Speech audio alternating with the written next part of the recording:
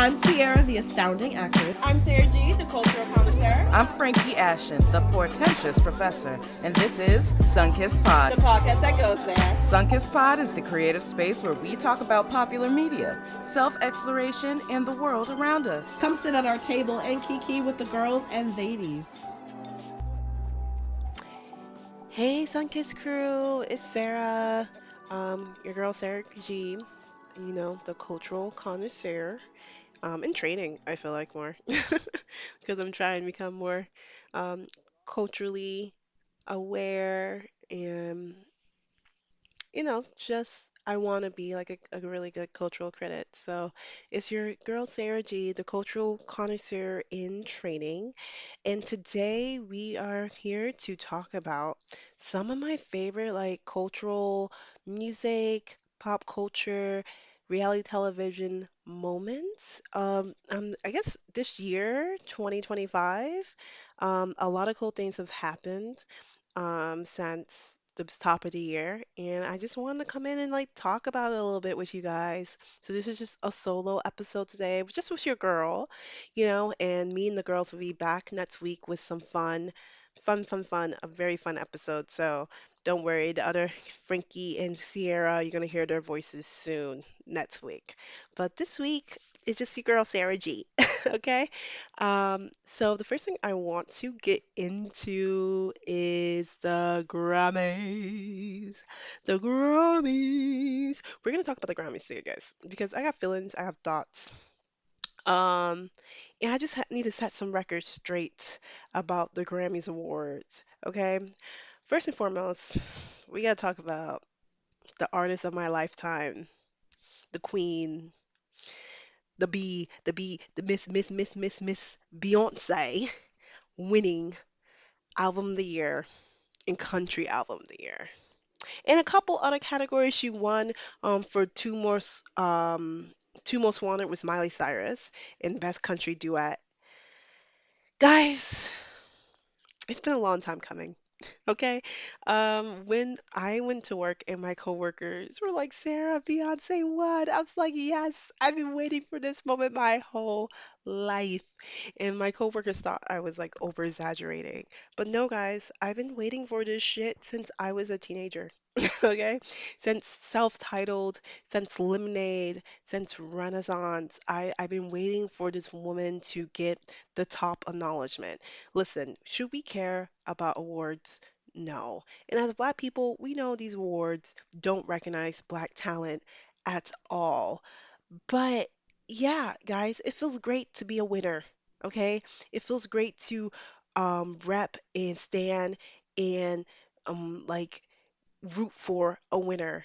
And Beyonce is a fucking winner. Beyonce is overall amazing entertainer. She has the vocals, she has the charisma, she has the dance ability. That girl can go on stage and hit the beats and the notes at the same fucking time. And I hate to say it, a lot of artists aren't doing that right now. There's a lot of mumbling on stage. There's a lot of missed notes on stage. There's a lot of out of sync dance steps on stage nowadays. People don't respect artistry. People don't want to practice anymore. Practicing seems like a very foreign concept in the music world. And I'm not saying that we don't have some great musicians and singers and writers and dancers of our time, but they don't make them like Beyonce. Beyonce comes from the school of Motown. She comes to the school from the school of Diana Ross. She comes from the school of Michael Jackson and the Janet Jackson. She comes to the school of excellence, of people doing what the fuck they need to do and practicing and sacrificing their childhood, guys. Beyonce wasn't a kid. Beyonce wasn't allowed to have a pool day. And when she did have a pool day, before a big record executive meeting, in the meeting, her father called her ass out and said, yeah, her voice isn't great because she decided to go to the pool the day before. Okay? Her daddy was like, no, no, you're going to be a star, bitch. You want to be a star? You're going to be a star. And she sacrificed her childhood to give us great, iconic, entertaining moments from the Super Bowl, from the PT Awards, from the Grammys, from concert after concert after concert. Beyonce has been at the top of her gates for decades. And yes, she has won over like 30 Grammys. Great, awesome. But they're always Grammys. They're never the top four. They're never record of the year. They're never album of the year. It's never song of the year. She's never winning the top four Grammys. And we watch as other artists who equally as talented. I'm not saying that Adele can't sing. I'm not saying that Beck doesn't make interesting music. Right? Like, yeah, okay, listen, I love Harry Styles, but guys, no. Why did he win that award? Harry Styles winning over Renaissance will disturb me to the end of time. Okay, I'm sorry. Great album, cute album, Harry, cute album. I can't even remember the name of the album off the top of my head at the moment. I know I liked a couple songs on that album. I know Matilda, that song was a great song. Um, but was Harry album of the year? No, that white boy should not have gotten that. I'm sorry, he should not have gotten that. And that was a disgrace.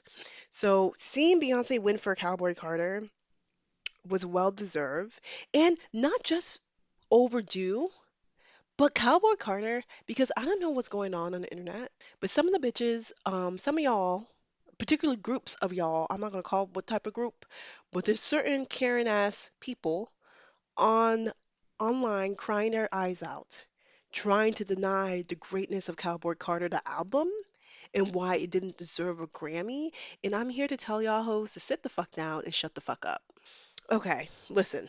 Renaissance was a overall fantastic body of work. Renaissance was a better body of work than Cowboy Carter for one reason only, because it sonically melded well together. Right, Cowboy Carter's problem is that it's over bloated. There are too many songs. That's it. There are too many songs, and it takes away from the narrative of Cowboy Carter. Now, as a biased ass bitch, there are songs, it's hard for me to narrow down Cowboy Carter. It really is. Because I generally like the album as a whole. So it's really, I did make my own playlist of Cowboy Carter of a shortened version. And I'm going to pull it up right now so I can read what songs that I think should have stayed on the album. But there are people who will be like, no, Sarah, you got to take more off. And okay, I can argue with them about that. So this is my Cardboard Counter edited playlist. American Requiem, 16 Carriages, Protector, My Rose, Bodyguard, that bitch, Bodyguard is that bitch, Daughter, Spaghetti, Two Most Wanted, Levi Jeans, The Linda Martell Show, Yaya, Desert Eagle, Riverdance, Two Hands to Heaven, Tyrant, Sweet Honey Buckin, and Amen. So if we go back to the full list that is Cardboard Carter, you might be like, Sarah, that feels like the whole album. And I'm gonna be like, kinda guys, it's kinda like the whole album. The songs that I took out, honestly, were still decent songs, just didn't need to be there. Blackbird. I took out Blackbird. I know people are gonna be like, Sarah, but Blackbird had all these black women from country singing on it. Yeah, it did. The covers of Cowboy Carter weren't that stand out to me. I'm sorry. They just weren't. And so I don't need Blackbird. I also don't need Jolene, and I'm gonna say it, I don't really need Texas Hold'em. Yeah, it's a cute song, but unfortunately, 16 Carriages came out around the same time, on the same day, and 16 Carriages was the song for me. And I just felt like Texas Hold'em was too hunky dory.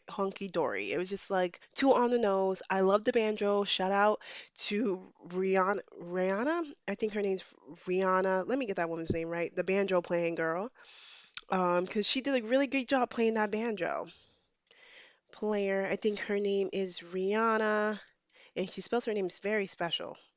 Not saying, not trying to be a jerk, but she spells her name Rihanna Givens. Rihanna Givens. I think that is her name, guys. She did a great job playing the banjo, but like I'm not a Texas Hold'em stan the way that people are.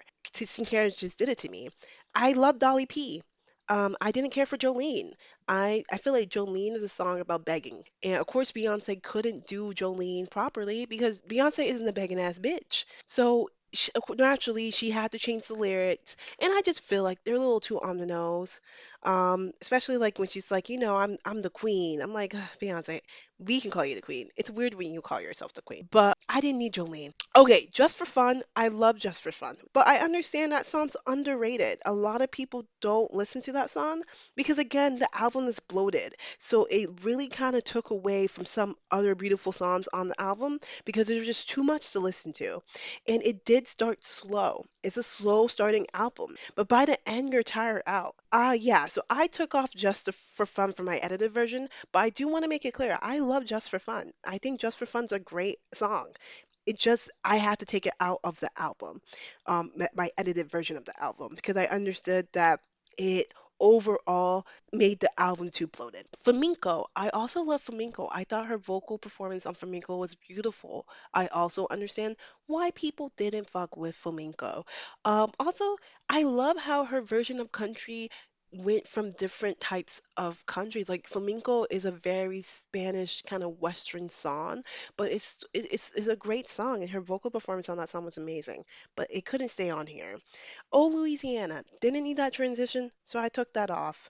I also took like the Willie Nelson transitions. See, she needed those transitions because of how bloated the album was and to really help mend the piece the album together. But unfortunately, again, it just made it too long. But then I keep the ending from Desert Eagle down to Amen. I kept that shit because that shit was amazing. I didn't need any, so I took out the Smoke Hours. I took out Texas Hold'em. I took out Dolly P and Jolene. And overall, we have a beautiful fucking album. And even if I have my own edited version of the album, I have listened to the full album from start to finish with all the songs I kept in it from it, with all the songs I kept in, right? Like Cowboy Carter itself was a beautiful album. I thoroughly enjoyed it, whether listened to the edited version or the full length version. And I just felt like Beyonce gave a dynamic performance on this album. There were so many different vocal performances. Daughter doesn't sound like 16 Carriages. It doesn't sound like Levi Jeans. It doesn't sound like Spaghetti. It doesn't sound like Riverdance. And she did a really good job of just giving us different versions of herself on this album. And then we talk about, like, I feel like Cowboy Carter is a character, a very angry character in itself, right? Like we have this badass cowboy going through this album, being a outlaw, being a sex pitson, like a pistol. Pisting? I don't know why I said sex pitson, but maybe like a sex kitten, you know? Cowboy Carter, he's sex, or she, I feel like Cowboy Carter's a little masculine, but they're sexy, right? They're strong. They take no answers and they can get down, bitch. They be stealing people's men. Like Cowboy Carter is that bitch, okay? And I was so annoyed that people were like, "Oh, I can't believe she won for this album." Did you listen to the album? Beyonce is a curator. Okay? Beyonce brought different people together to create and execute a visually, like mentally, this album, the visuals are so strong in my head. Like she created this beautiful narrative and this beautiful sonic narrative with this album that was deserving of an award. Like the lyricism itself painted the picture. Like I'm gonna listen to Bodyguard right now. Just give you some lyrics from Bodyguard, which one to me is one of the top songs on the album. She really did her thing with Bodyguard. But one of my favorite lyrics on this album is I don't like the way she's looking at you. Someone better hold me back. Charging 10 for a double and I'm talking. I'm about to lose it. Turn around and John Wayne that ass. Like that lyric is so good. And then there's another one, just toss it, leave my lipstick on the cigarette. Just toss it out and you stomp it out. Inhale whiskey when you kiss my neck. We've been hurting, but it's happy. Like, guys, I can I can visualize that, right? I see myself in an all black assless chaps, right? Leather and these sexy black cowboy boots with a nice tight like bodice. Maybe it's lacy. Maybe it's a lacy bodice. And then I have my little cowboy hat on and I'm walking into a saloon and I'm looking around and I see my man and I walk to my man, right? And that's what this song gives. It's like, ooh, it's happy hour. We're going down to the saloon. Me and my man, we've been arguing all night, but baby, when we're in public, the world don't know that we have beef, okay? And we're gonna sit together and we're just going to make out and be hot and we're gonna drink a little liquor. We're gonna drink some little whiskey. We're gonna have some little Davis, and we're gonna just enjoy our time. And that's what Bodyguard gives. And sometimes I'll hold you close just to know you're real. Like, guys. That's how sexy Bodyguard is. Like Beyonce gave us so many different type of performances. We got sexy from Bodyguard. Then we have like a very wistful and like I would say 16 Carriages is a song where I'm just reminiscing on my life and I'm thinking about the grind. It's been umpteen summers and I'm not in my bed on the back of the bus in a bunk with a band. Going so hard, gonna choose myself, underpaid and overwhelmed. Baby, I'm not in a tour bus, but I've been working hard all my life. I am underpaid and I am overwhelmed currently. Okay? And it's just like 16 chairs is just like has me sitting back thinking about where I was at 15. It has me sitting back thinking about where I was at 21. It has me sitting back thinking about where I was at 25. And now I'm 28. Like, damn, nigga, when do I get the rest? Like 16 characters just really like brought so much emotion to the forefront. It's a beautiful song. It's a gospel song, right? Like there's something very holy about 16 carriages. It's this kind of song that you need a chorus in the back hitting those notes. 16 carriages. Okay, and then from 16 Carriages, we have Daughter, and Daughter is fucking murderous. Okay, and this is where I say Cowboy Carter is a murderous ass bitch. Okay, Cowboy Carter is a little scary. Okay, so now imagine we're in bodyguard right now, right? We protecting our man. Trying to back the bitches away from him, but me and him also a little beefing because he got a wandering eye, and I'm very sexy in my black outfit, but I got a danger in my pocket. Like I'm not one to be messed with because I'm a badass. And so I'm sitting around. Here's this woman at the saloon now, right? There's this woman at the saloon, and she's trying to press up on my man. And I'm like, hold up, wait a minute. Now, I've been drinking a lot, so I had to check her ass in front. But then she just rolls her eyes and walk away. And then I gotta check my man and be like, why did you let that woman talk to you? So then I see the woman go into the bathroom. And as I said, I've been drinking a lot. I'm in the saloon. This is the Wild Wild West. There's not a lot of laws here. There's not a lot of emotional intelligence in this group, so when we get angry, we take it too far. So I follow her to the bathroom, and then I black out. And this is me coming out of the blackout. Like, oh, your body laid out on these filthy floors? Your blood stains on my custom couture? Because I'm wearing Chanel. I'm wearing Chanel cowboy suit. The bathroom attendant let me right in. Yes, there was someone blocking the bathroom. She didn't do her job. She shouldn't have let me in because she saw the altercation. She saw the altercation between me, the girl, and my man. She saw it. And when that woman went into the bathroom attendant should have been like, listen, I don't think you should go in there, let her finish peeing, and then you can go. But she didn't do that. She didn't let that happen. So I went in there, I kicked that woman's ass. Maybe I killed her. We don't know. I blacked out. I can't remember. But that's what Daughter gives you guys. Daughter gives you this narrative of me having a bad moment. This alcohol and smell of regret. Baby, the whiskey was strong, and now girl's dead. Feeling bottle up bottle service broads. How long can I hold my breath before his death? Now, somehow, in the midst of all this, I also killed my man because he's disrespectful. Like Beyonce had me giggling, guys. She had me giggling, okay? This shit was crazy. Like Daughters is a crazy ass song. And now this is an operatic moment. Because now I'm like driving away in my car and I'm a little deranged. So I gotta sing opera. Okay? I gotta sing opera because I just killed two people. Or maybe they're fantasies. Who knows? I blacked out.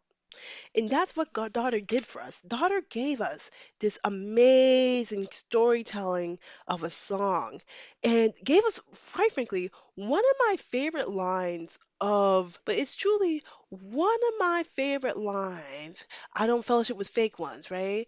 I don't fellowship with these fake ones, so let's travel to Whitechapel to sing hymns. They ain't ever been safe ones. I don't fellowship with these fake ones. That's Daughters, guys. So we got Daughters. So now, like, listen, I just murdered someone allegedly. We don't know. We don't know. It's allegedly. It's a fantasy. I blacked out. I was drunk. So now I'm on the run, and here we are.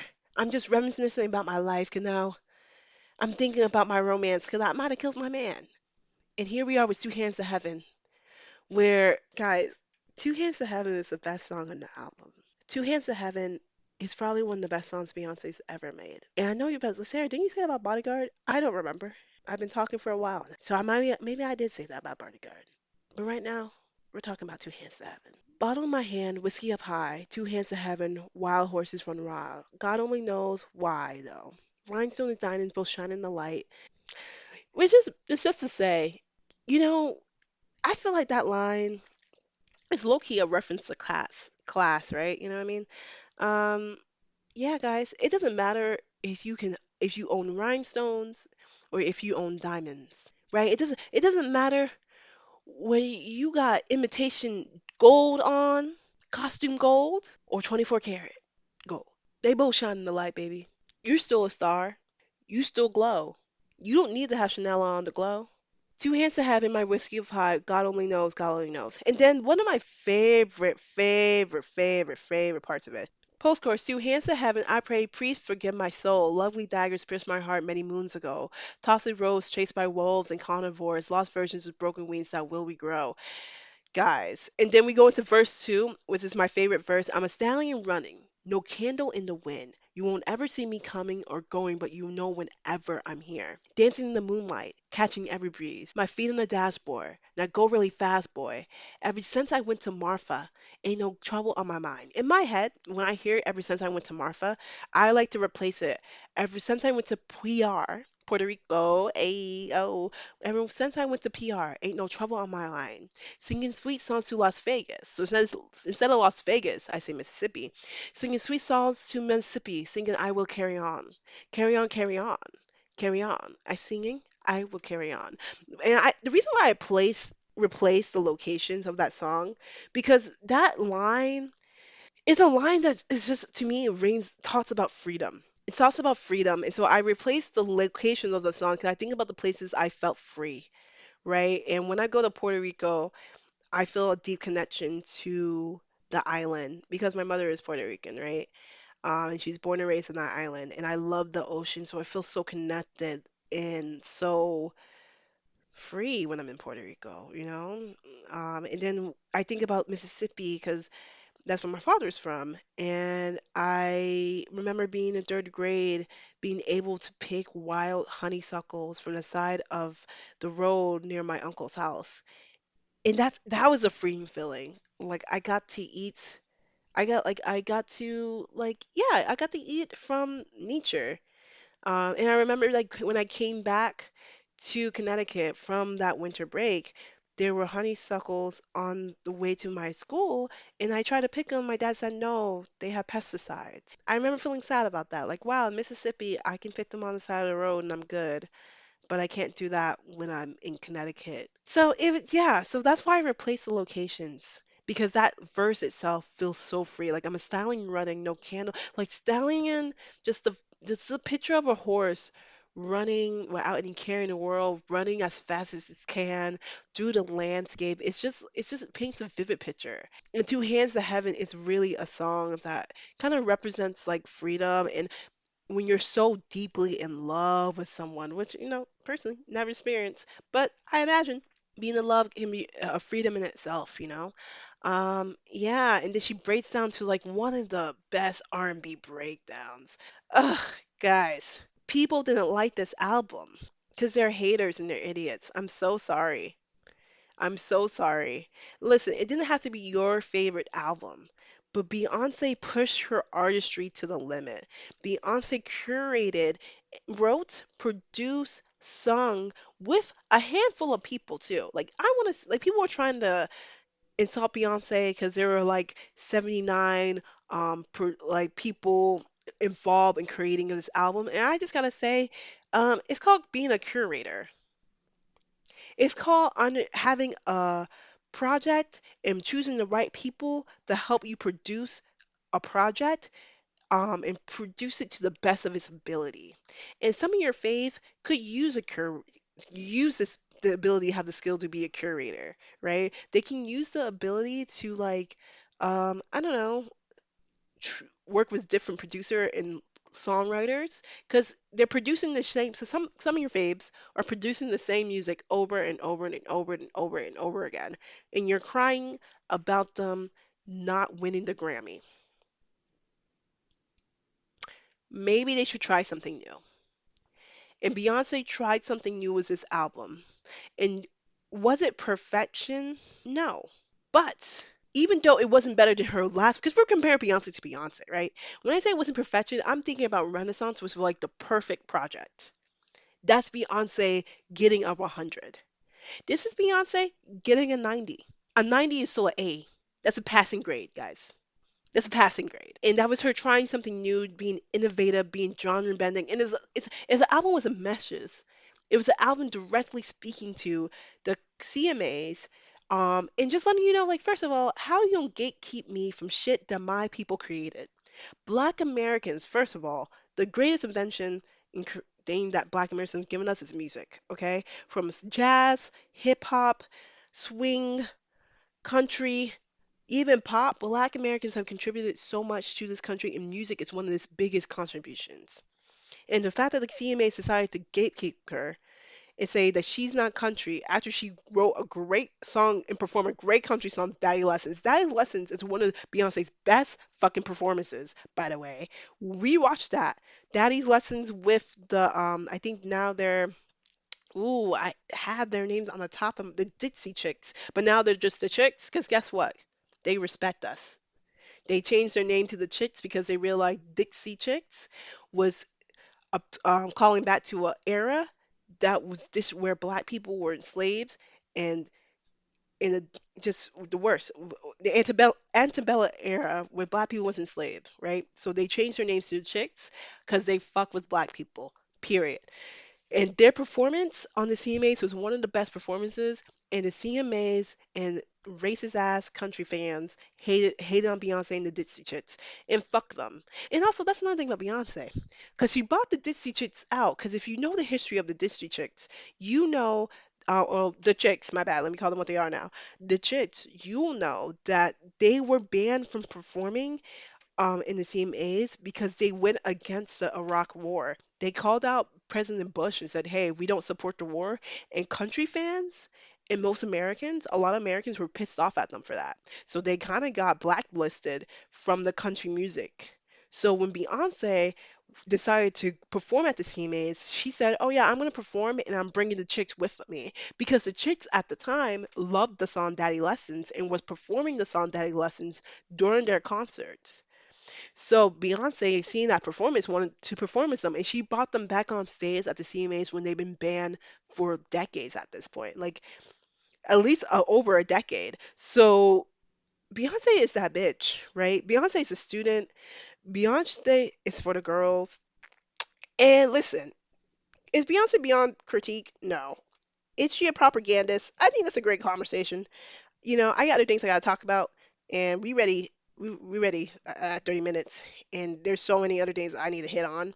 But we can talk about whether Beyonce is a propagandist. I do think we have to contend with the fact that Black Americans have a special relationship with America and American iconography and American pop culture. Like we're kind of the foundation of American pop culture and American iconography, right? Because a lot of things we started the trend and the trend was stolen from us. So, we got to talk about that relationship with Black Americans, and whether they have a right, how they should feel about the flag, which, I think it's a great question. I think it's a great conversation to have. And I'm not going to be mad at anyone who said, oh, well, she's a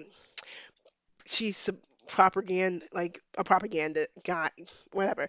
If they talk about her being a propagandist because she had the American flag over her Super Bowl performance, I think that's a fair conversation. I do think it went deeper than just her flying the American flag, and she was very clear that America has done a lot of harm in her lyrics, Yaya especially. Like there's a lot of red in that, red and blue, a whole lot of red, right? So that's what she said. So I do think there can be a deeper conversation. But moving on to other parts of the Grammys, I do want to shout out Shakira because I just fucking love Shakira and her performance was great and she's a fabulous artist, and I just love Shakira down. I also want to shout out Kendrick Lamar, winning 5 Grammys for Not Like Us, guys. As a Kendrick fan, someone who always preferred Kendrick over Drake, right? Like I love listening to Kendrick albums. Baby, and those are some meaty ass albums.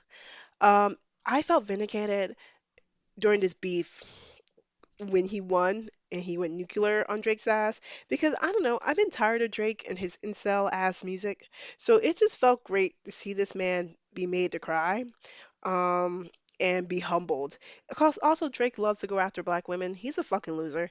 So so I'm glad that Kendrick won Not Like Us, and I'm excited to watch his Super Bowl performance on YouTube, not the Super Bowl itself, because honestly, I don't give a fuck about people throwing the ball around. But I hope Jamel Hurts wins because he's hot. And those are my opinions on that. But I love that he won for Not Like Us because it was the song of the summer. And what like May? Oh my God, the end of May was chaotic, guys.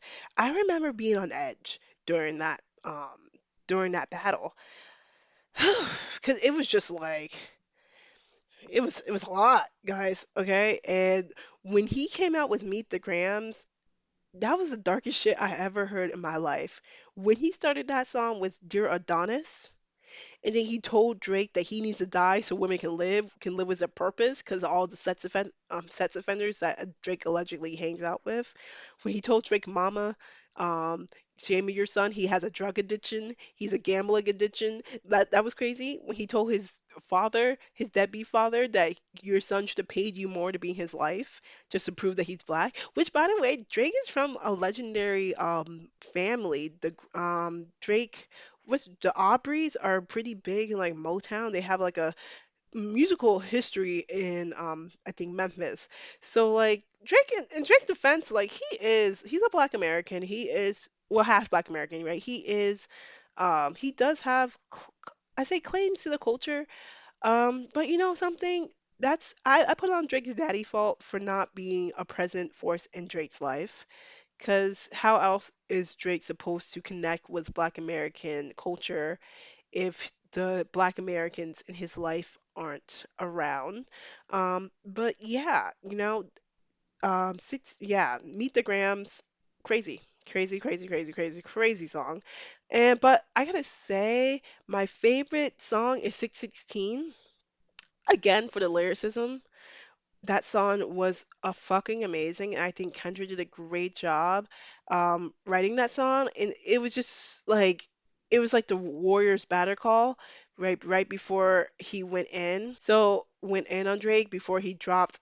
It was actually very scary because he dropped a part of the picture with the glove in it, and then with Beat the Grams, he expanded the picture. No, Kendrick is diabolical. Kendrick's diabolical. But my favorite part of 616 is when he's like, remember when I picked up a pen, lyrics that I can trust. Timid soul stared in the mirror, asking where I was from. Often, I know this type of power is gonna cost, but I live in circadian rhythms of a shooting star, the mannerisms of Raphael. I can heal or give you art, but the industry is cook as I pick the carcass apart.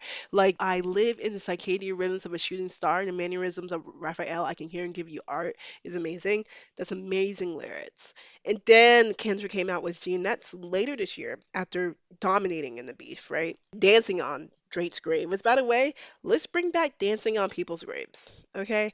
I think we need to have grave dancing parties because there's a lot of fucked up motherfuckers who deserve to have their graves danced on when they die, okay? I'm not a believer of honoring the dead if is the person who was dead is a piece of shit. So just an idea, grave dancing. Let's bring it back. So so Geonets was a really, really great album. Just a couple of notes on those albums. First of all, I love the mariachi singer Daria Barrera. Her voice was so beautiful, especially on my favorite song of the album, which is Reincarnated. I just love what she brought to that song. And also in the beginning of Gloria. Like her voice is so heavenly and angelic, and I just love that the mariachi singer, like he kind of honored. It was a very LA album. And he was honoring like the Mexican roots that are very present in LA. And right now, shout out to our Latino brothers and sisters. They're going through it right now. I don't agree with ethnic cleansing of any kind. And when you mass deport a group of people, that is ethnic cleansing. So I don't agree with that. And shout out to them. They have contributed as much to this country as anyone else, and they deserve to live peacefully, regardless of their documentation status. I gotta keep it real. I don't care if someone's undocumented. I just don't fucking care. And as far as I'm concerned, like America makes it hard for people to immigrate to this country anyway. After destabilizing the countries that a lot of these people come from. So they deserve to live here. I don't care about their documentation status. Shout out to the Hispanic community, especially in LA. There was a lot of protests there, but I feel like Kendrick, when bringing it back to Jeanette's, Kendrick really kind of did honor like the Spanish roots of LA on this album, which were by including the mariachi singer Mrs. Barrera. And I gotta say, like again, Reincarnated is my favorite song on the album. My favorite lyric of Reincarnated is when he's pretending, because it's very reminiscent of Pac, right? Like he's really channeling Tupac in this song, and he just has some very moments where he's really leaning into the cadence of Tupac. I recollect this isolation when I was 4 years old. To be okay, I don't know how to make friends. I'm a lonely soul. Like I love that line. I don't know how to make friends. I'm a lonely soul. I recollect this. I recollect this isolation when I was 4 years old. Listen, I'm not Tupac. I can't hit the notes the same way, but I really love that line. The head of rhythm the blues. I love why the record business love me. I was the head of rhythm the blues. I love how Kendrick played with his voice to really kind of honor Pac in those moments. And just the story of Reincarnated itself is pretty dope. He's basically Kendrick himself has came back 3 times. The first time was in someone who can play the guitar really well, and then became a record label, but he died from greed. The second time was a black female singer from the Chicklet Circuit.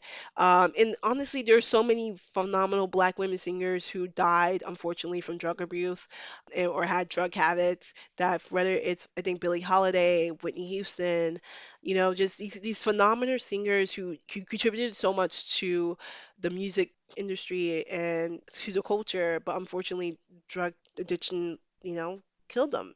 And so he reincarnates to a black woman who's a phenomenal singer who died from drug addiction. And then the third reincarnation is Kendrick Lamar himself, who's a lyricist from the streets of Compton, right?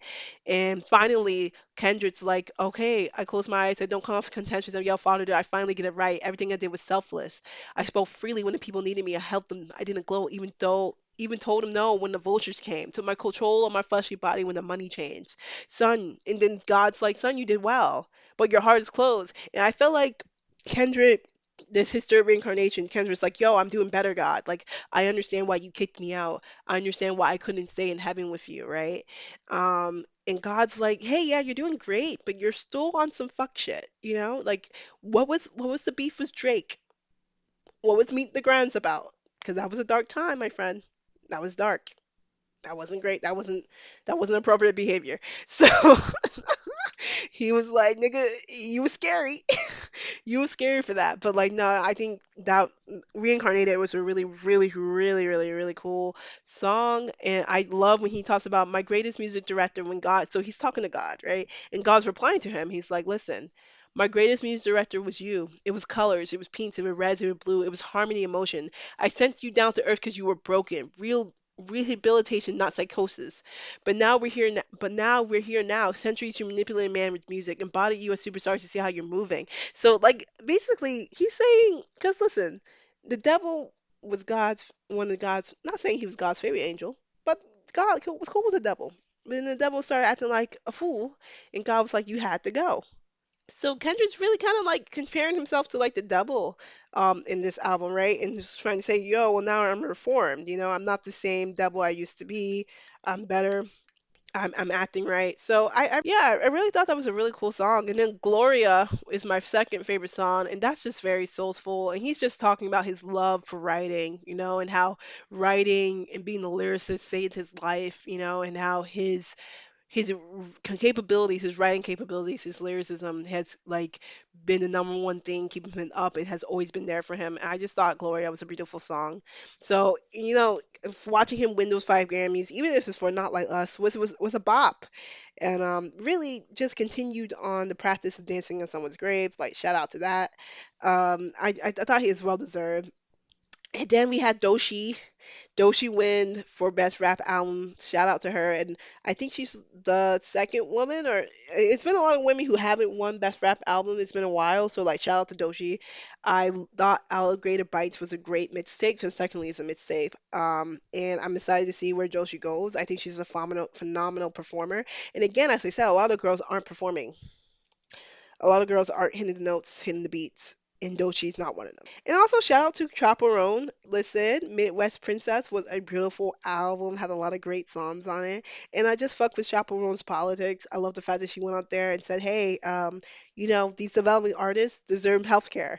Because that's where we're at, guys. We gotta remind people that, working class people deserve healthcare. We gotta.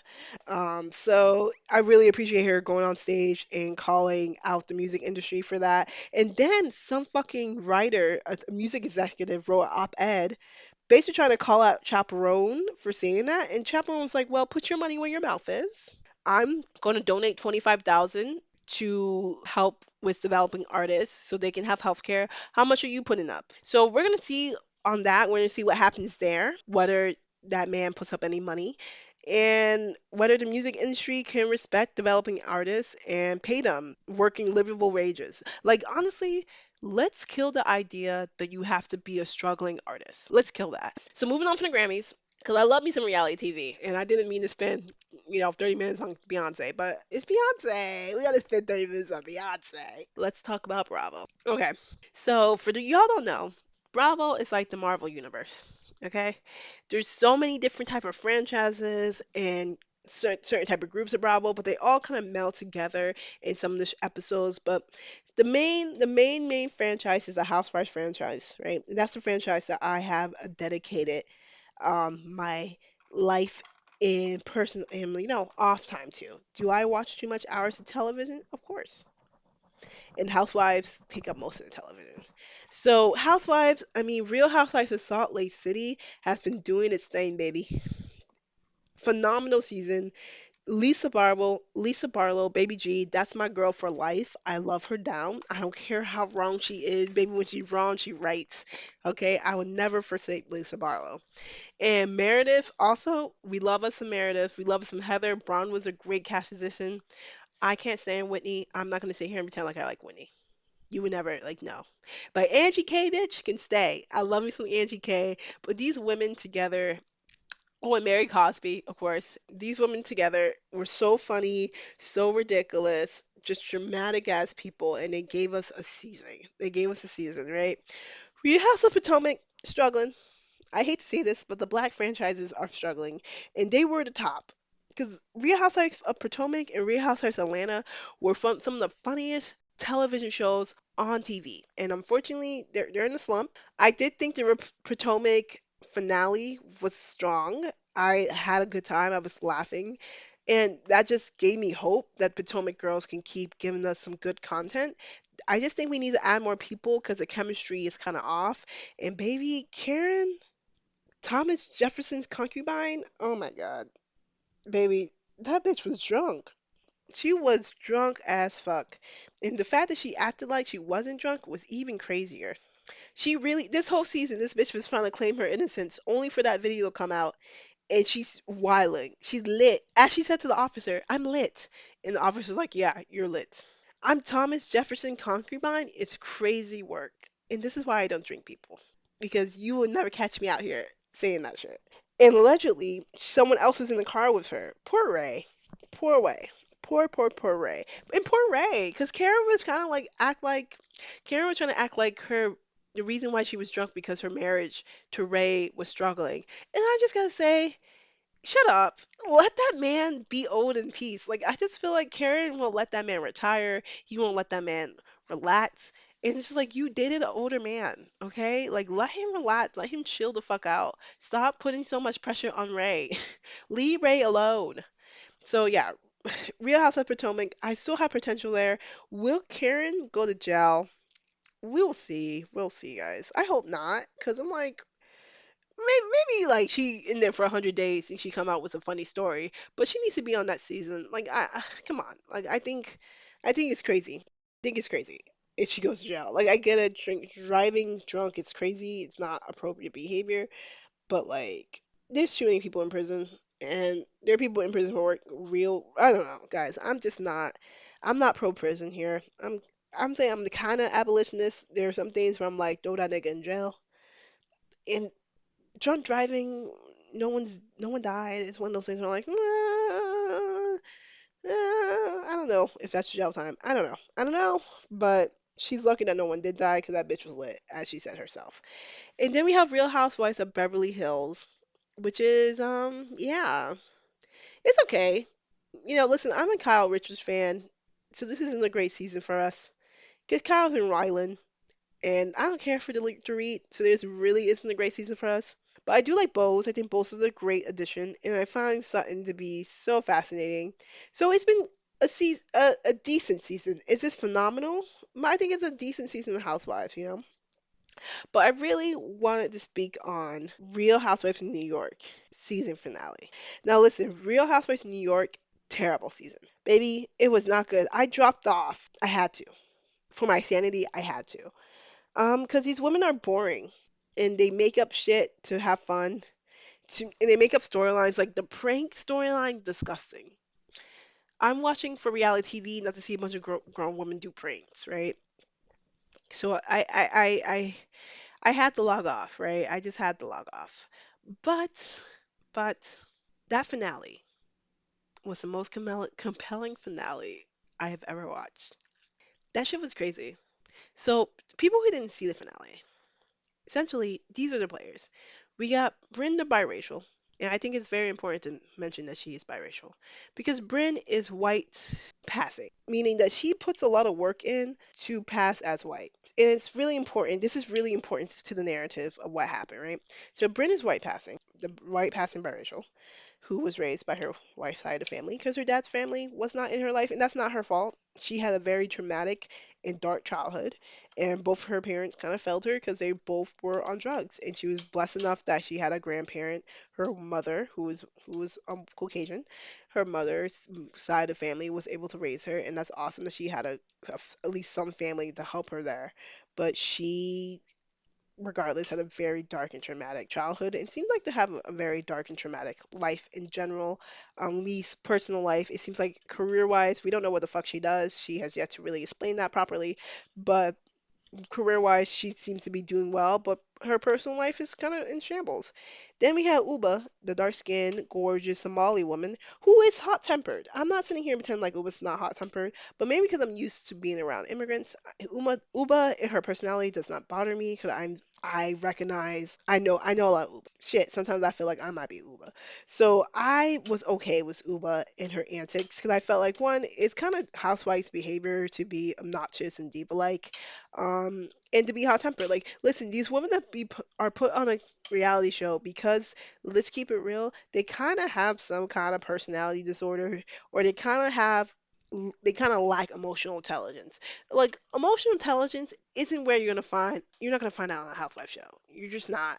It's not where reality it doesn't thrive on reality television. So Uba, when she gets angry, she's a little hot tempered and she can lash out. And that's natural, right?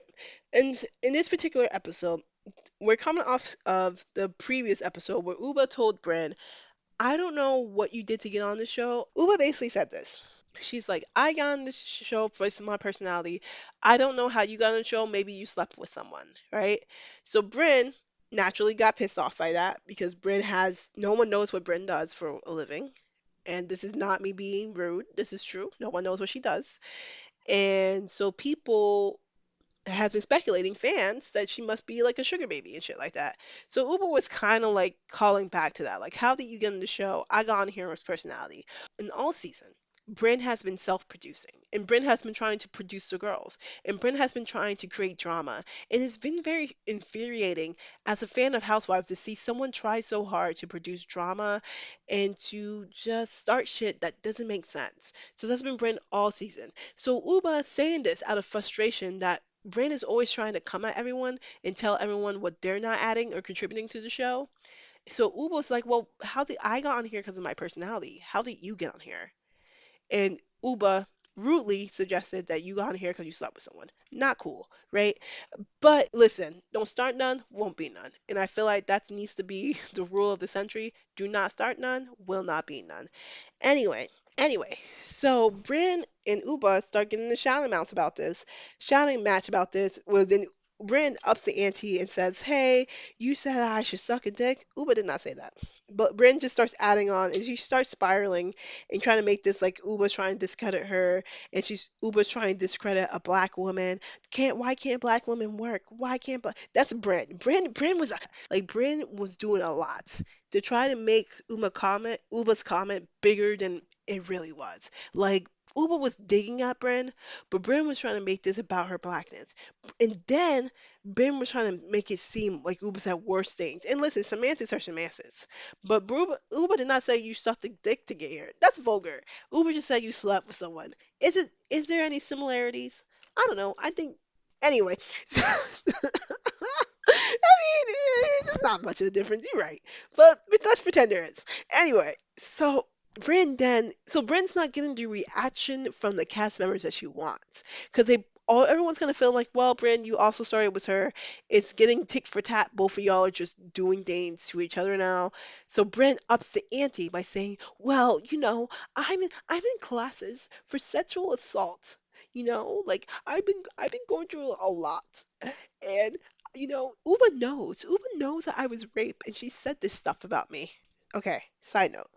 Bryn early in the season to her brother told us about her being raped by someone she knows, which is harrowing. Okay, that's disgusting behavior. So here we are, Bryn mad at Uba, now alleging that Uba said this comment about Bryn sleeping around, knowing that Bryn was raped. If it was true, yeah, we will all be disgusted by Uba. Because what the fuck, Uba? Who does that? Who will use someone's rape as a way to harm them? Or who would make sexual insinuate that someone did sexual acts to get a position knowing that they were raped, right? Like it's a sensitive topic. However, it was not true. Bryn said that to because Bryn was losing the argument, so she tried to weaponize her sexual assault to harm Uba. And so what happens is Bryn told this to Jessel, Jen, and Raquel. And Jessel, Bryn, and Raquel are now mad at Uba because how dare Uba do something like this? So they're Raquel's like, I can't even look at Uba. Like Raquel was disgusted. Okay? And I'm like, okay, Raquel, calm down. But she was disgusted. She was hurt that Uba would do something like this. Jessel, after the camera went down, so we all see the cameras go down, and then they have house cameras that are on. So those are the only cameras that are on. But Jessel goes to Uba and she's like, "Hey Uba, why would you say this about Bryn knowing that she's been raped?" And Uba loses it. Because Uba's like, this bitch did not say that. So Uba is on a rampage. She runs up to Bryn. She's like, you fucking psycho bitch. Why would you lie? Da, da, da, da, da. And it's in that moment that all the cast realize that Uba did not know about Bryn being raped, and that Bryn clearly either A did not realize that Uba didn't know or lied about it. Now, this is Bryn's story. So this is what Bryn's saying to us. Bryn's like, well, during BravoCon, now BravoCon is a event where all the Bravo celebrities come together and fans get to meet them. I know. As I said, this is the Marvel universe. It's kind of like Comic-Con. This is a Marvel universe. We have a BravoCon. At BravoCon, Bryn unfortunately had a family try to kill themselves. So out of distress, she calls Uba in this private cell phone conversation and she's hysterical. Uba confirms that this phone call happened, that Bryn was hysterical.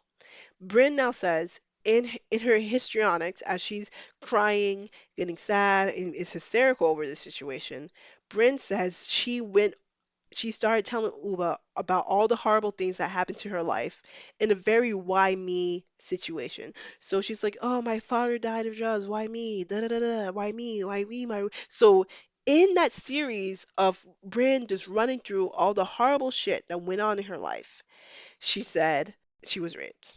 So Bryn's a legend. Well, in that moment, I told Uba this in this moment of hysteria. So maybe that's why Uber didn't clock it, because I was just spitting out so much information to Uber. Guys, Uber remembers the phone call. Uber remembers Bryn being hysterical and trying to calm her down and trying to help her. So Uber said, "Let me get you a car.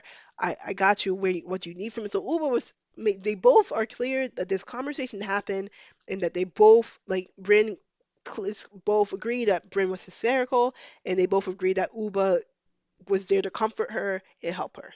They do not agree that Bryn told Uba about her sexual assault. That's where the misunderstanding comes. Anyway, after Uba blows up at Bryn, production, because Bryn said she felt unsafe, again, Karen-ass behavior. Bryn's a Karen. I'm so sorry. She says she felt unsafe, so production sent Uba to a hotel and they got security for the night. When I tell you, fuck production, because there's this guy on production called Eric Fuller who has been on a lot of the black television shows on Real Housewives of Potomac and Real Housewives of Atlanta. So every time he's around, there's some colorism happening, and it's just really annoying. And we can't fuck with this man. Like he ruined Atlanta and he ruined Potomac with his colorism ass nonsense. So Brinsby and the Karen say that Uba's not safe. So Uba that she doesn't feel safe around Uba. So Uba and Jessel, because Jessel's a real one, went with Uba to the hotel too. So now it's Bryn, Cy, Jenna, Raquel, and Aaron, and Rebecca Meekoff, who we forgot about this whole season because she did not contribute anything, even though none of them contribute much, but she really didn't contribute nothing to the season. Anyway, they're all in the room. Bryn is recounting the story of when she told Uba about the sexual assault. And in that recounting of the story, she pauses and she realizes that she's not winning the room. So she says, "You know what? On second thought, maybe Uba didn't clock it." So she's trying to say, like, hey, I did tell Uba these things, but maybe because of how hysterical I was, um, she didn't clock it. So now the girls start to turn on Bryn. Because, bitch, saying that Uba knew and now saying that she didn't clock it are two different fucking things. It's two different fucking things. They're not the same thing. So now we're watching the show, and now the cast members are like, oh my god, Bryn is fucking lying. Because she's a fucking liar. And she's lying about telling Uba. Let's make that very, very, very, very clear. I believe that Bryn was sexually assaulted. Bryn It's very clear that Bryn has a lot of trauma and had a very hard life. Her life destroyed her. Like, I'm sorry to say, like, her life has made her into a shell of a person. Very clear that she doesn't know who the fuck she is, because of all the trauma that she has experienced, and she puts on this facade, right? And it's very clear that Uba threatens Bryn, because Uba is a gorgeous dark-skinned black woman who also managed to snag a rich white billionaire. I know, guys. Uwe is living our dream. Um, and he seemed like a good guy. He's German. He's a financier. He lives in the nicer part of Connecticut. You know, the Norwalk kind of area, Greenwich kind of area of Connecticut. That area. So Uwe is dating this guy, and Bryn made this comment to Uba early on this season, like, Uba, you don't want to behave like the angry black woman because I don't want you to lose Oliver. And, like, first of all, if Uba has a right to be angry, Uba has a right to lose her temper. I don't know who needs to hear this, but black women have a right to feel all their emotions. Like, and if you decide that that person's, oh, they're just a stereotype, they're just an angry black woman, that says more about you than it ever on black women. But Bryn said that weird ass statement because I think Bryn's jealous of Uba. That Uba has a good career. as a model and was a successful model for a long time. That Uba has this rich man who loves her, and that Uba might be close to having a kid and stuff. Like everything that um Uba has, Bryn wants because Bryn doesn't fucking have, and I feel bad for Bryn. So anyway, we have two reunions. And again, the first part of the reunion was okay. The second part of the reunion, um, lackluster. They kind of like bring it off because Bryn just cried her way through this. She cried her way through the reunion. There was a lack of accountability. Bravo does not do well talking about microaggressions, colorism, racism. Bravo's not known for that shit. Bravo never has an expert on to speak about the ways that um, those things can impact the cast members because Potomac had a colorism issue, has a colorism issue. Even Real House of Atlanta, they had to check someone for colorism. You know what I mean? So it's just like Bravo is ill-equipped as always. And black and people of color on Bravo had to deal with a lot of bullshit. Because even Real Housewives of Beverly Hills had some like anti-Asian sentiments on that show with Crystal Minkoff, who was the wife of the Lion King director or producer. Essentially, like they were one girl Sutton was very weird to Crystal. When Crystal came on to talk about her experience as Asian American and how her father was treated as an Asian American, like Sutton couldn't handle it and interrupt the conversation. And I don't know, something got weird microaggressions too. Like, okay, so as I was saying, like Bravo doesn't do well with racial dynamics, and so I don't know what I was expecting. I was just hoping that they would like really like hold their account for kind of being a fucking asshole. And I think Sai said it best. Like you use your experience, you weaponize your assault to for downfall of a friend, and that's exactly what happened. And yeah, I don't think she's coming back next season. I don't think she should come back next season. She doesn't deserve to come back next season. But yeah, like fuck Bryn. And I generally do hope she gets the help she needs because that was disgusting. That her behavior, what she tried to do to Uba was disgusting. But I do want to make it clear, because I do see some of the comments trying to act like, oh, it didn't happen to her. I'm like, nah, man, that baby was sexually assaulted. Like I truly believe that Bryn's experience has made her a shallower person, and that doesn't mean that she can't bounce back. But I don't think she needs to bounce back on reality television, personally. So, before I wrap this up, I do got a couple other things I gotta talk about. Okay, first of all, Paige and Craig. Um, Leave these white people alone. Let them break up in peace. People want to choose sides and make a villain out of someone so badly, and it's so fucking annoying and weird. And also the coddling of Craig. I hate when y'all niggas be coddling people, coddling grown ass men. Craig is a grown man, okay?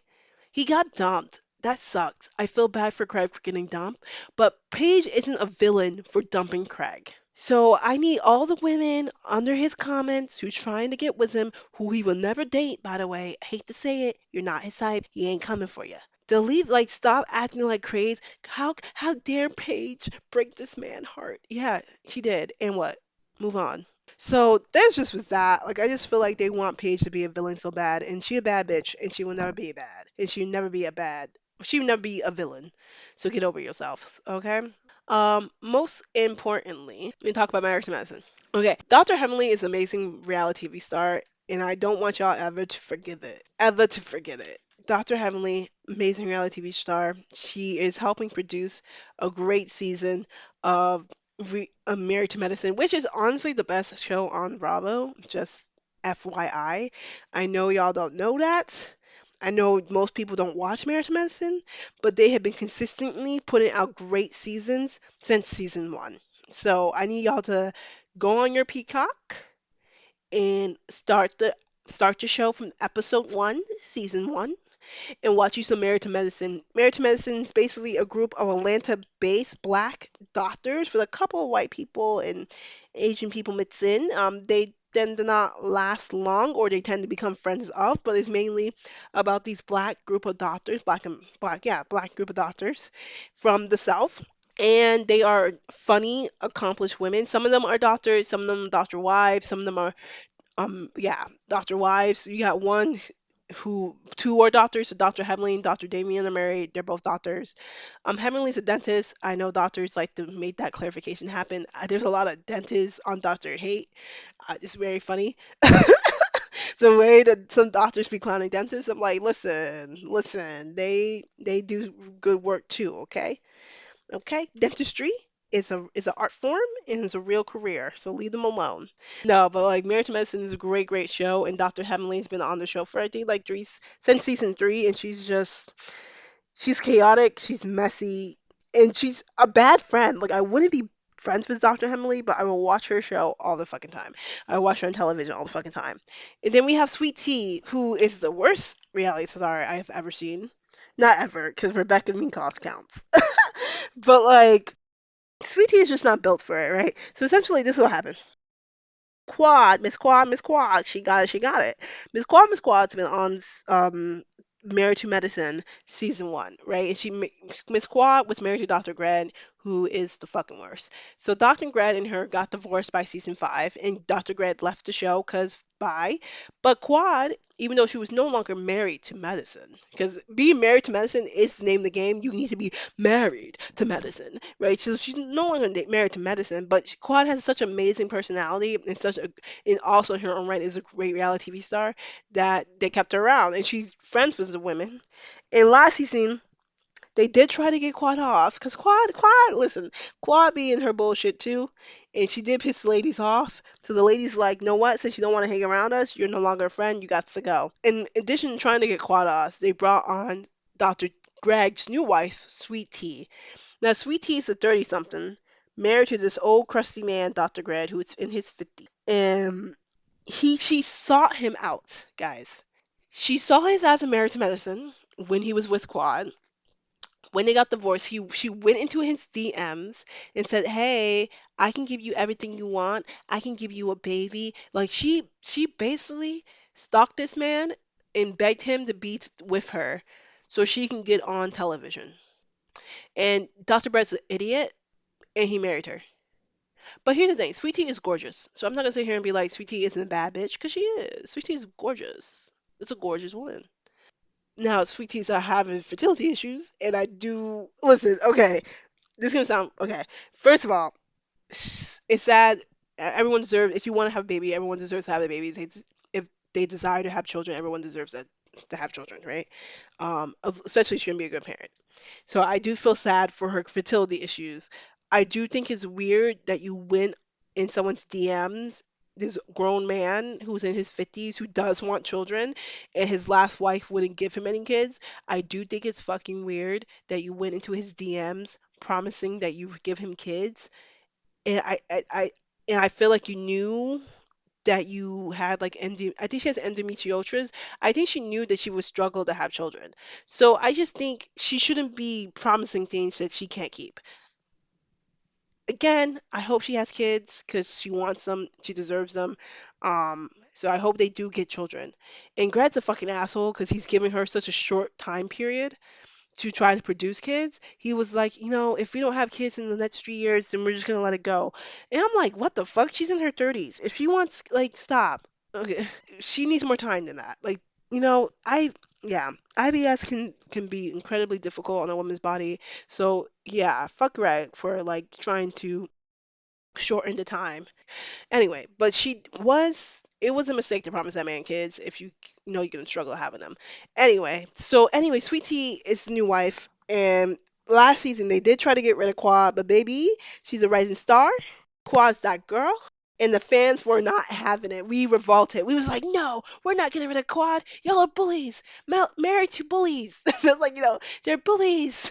The doctors are mean. Like, 'cause the doctors are uppity. But like, yeah, we were rioting. So Quad is on this season, right? Quad got a new man named Pink. Sweet Tea dumbass said that Quad is jealous of her. And again, listen, the Married to Medicine fans, we are fucking rude as hell.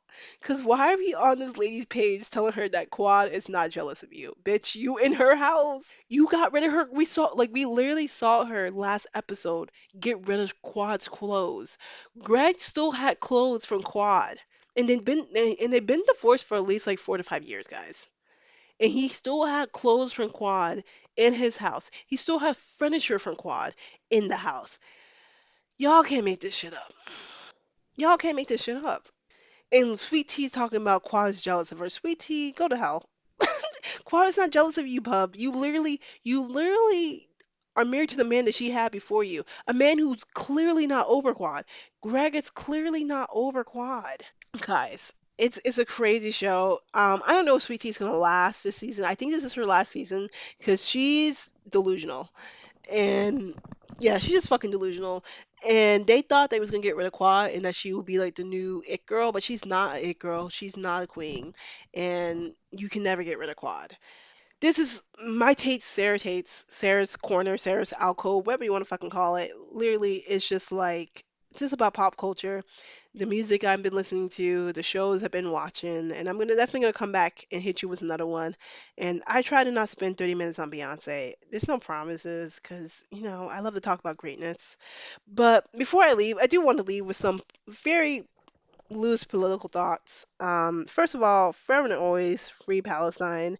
We have a new president in office, him, Donald Trump's bitch ass, and Netanyahu. We're sitting up here talking about they're going to ethnically cleanse Palestinian people out of Gaza. And I just gotta say, fuck Netanyahu, fuck Donald Trump, fuck Zionism. Okay? Free Palestine, and I'm forever standing with the Palestinian people. And they're not going to ethnically cleanse Gaza. They're not going to ethnically cleanse the West Bank. And I hope I live to see a free Palestine. I hope I live to see land back giving to Palestinian people. And they're just so resilient. And my heart goes out to them, and I'm forever standing with them. So please check out the BDS movement, which really focus on boycott, divestments, and sanctions. And basically, we should be trying in our efforts to boycott corporations that support ethnic cleansing. I know it's a rough time, like economically for a lot of people, but I do think we can find ways to divest our money and put our money in communities that we care about, in communities that we respect, in communities that don't support ethnic cleansing. And the thing about is like Palestine is a litmus test to everything, you know what I mean? Like everything is connected. So if you care about the survival of black people, you should care about Palestine. If you care about the survival of queer people, you should care about Palestine, right? Like they're all connected, right? Because the policies used to dehumanize the Palestinians have been used to dehumanize trans people, has been used to dehumanize black people. Like we're all in the same struggle, and we all got to stand together. So first and foremost, free Palestine, and also like fascism is here. And fascism, it's been a slow rise to fascism, right? And but I do think we need to recognize that we have a president in office who has a team of people trying to undo the government that we know, right? Undo civil liberties, undo financial systems that we depend on. And this is fascism. Um, Being a MAGA person is just being in the cult, and this cult has won and has taken over. And that's something we should be scared of. I do hope that our Democratic leaders are more proactive, but listen, they have failed us many times, so I don't have faith in that. But I do know we got to work together. I keep seeing, listen, I like to make crack jokes about the 92%, right? Because for sure, like black women are is a community that I depend on, and it's a community that has uplifted me, and I'm always going to stand with and for black women. I have no shame with voting for Kamala because I understood, because I believe in harm reduction, period. Like I believe in voting for the conditions I want to fight under, and I would rather fight under a Kamala administration, Kamala Harris, Kamala Harris. My bad, guys, I'm sorry. I'd rather fight under a Kamala Harris administration than under a Donald Trump administration. Unfortunately, Kamala Harris did not win. So here, Kamala Harris, yeah, I think it's Kamala. Okay. The point is, our girl did not win. Donald Trump did. And now we have to push back under his administration. I'm inspired by all the protests I see. Um, and I stand with the Latino community. And as a Puerto Rican, I know a lot of Puerto Ricans are also being infected by ICE because, this country's fucking racist. It's dark times. And I guess sometimes focusing on pop culture can just put a smile on your face, right? And make you feel seen and make you feel love and bring you comfort. To find joy in the darkest of moments is in a way to resist. So I do think don't be afraid to listen to your favorite song, to watch your favorite shows, and you can tune out just for a minute, but please, please, please clock in because a lot of terrible things are happening and we have to be ready and prepared to fight. Whether that fighting includes donating to causes you care about, boycotting the companies that don't care about you, divesting and pouring funds into communities that you care about. Um, just also just standing, like using your voice and standing up, like know your rights, guys. It's time for us to know our fucking rights. Just know your rights and don't be afraid to stand up for other people's rights, and we all need each other and we're all interconnected. So if you care about Palestine, you should care about trans people, you should care about black people, you should care about women, and you should care about poor people because we all need each other. So I'm gonna let y'all go. Those are my take. I didn't mean to go on forever, but like again, Beyonce, I love me some B, so I had to talk about her and just the lyrics that like inspired me. But like truly, guys, we need each other. Look out for each other. These are Sarah's takes. I'm gonna let you go. I will catch you guys on the next episode with my girls. Okay, bye. Thank you for listening to the Sunkissed Pod. You can find the Sunkissed Pod on Spotify and Apple. And you can join us on Instagram at the Sunkissed Pod to stay up to date on the girls and the ladies. Ta-ta.